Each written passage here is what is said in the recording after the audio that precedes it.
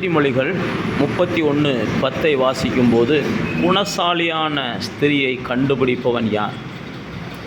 நானும் நீங்களும் இந்த விஷயத்தில் தேவனுடைய வசனத்தை அதிகமாக தியானித்தால் நாம் நற்குலசாலிகளாக மாறுவோம் என்று அப்போஸ்தலர் 17:11 நம்ம அறிஞ்சுக்கிறோம்.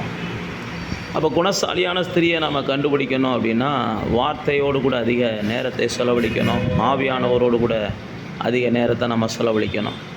நமக்கு ஒரே ஒரு உதாரணமாக நம்ம பார்க்கிறோம். போவாஸ் அவன் ரூத்தை கண்டுபிடித்த உடனே சொல்லுகிறார், இவர் ஒரு குணசாலியான பெண், அவளுடைய நடக்கைகள் குணசாலிக்குரியதாக இருக்கிறது, அவளுடைய பேச்சுக்கள் குணசாலிக்குரியதாக இருக்கிறது, அவளுடைய செயல்கள் குணசாலிக்குரியதாக இருக்கிறது.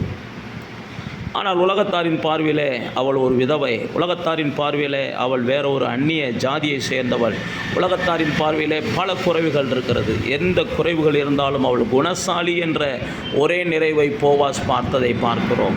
நானும் நீங்களும் குணசாலிகளை தேட வேண்டுமே ஆனால் நாம் அவர்களிடம் உள்ள குறைவுகளை அல்ல, அவர்களிடம் உள்ள நிறைவுகளை நாம் நிதானிக்க ஆரம்பிச்சிட்டோம் அப்படின்னா குணசாலியான ஸ்திரிகளை கண்டுபிடிப்பதும். வேதத்தில் நீதிமொழிகள் 12:14 சொல்லுது, அதுதான் நமக்கு கிரீடம் என்று சொல்லுகிறது. நீதிமொழிகள் 31 முழுவதும் வாசித்து பார்த்திங்கன்னா அதுதான் மரியாதை, அதுதான் மகிழ்ச்சி என்று சொல்லுகிறது, அதுதான் புகழ்ச்சி என்றும் சொல்கிறது.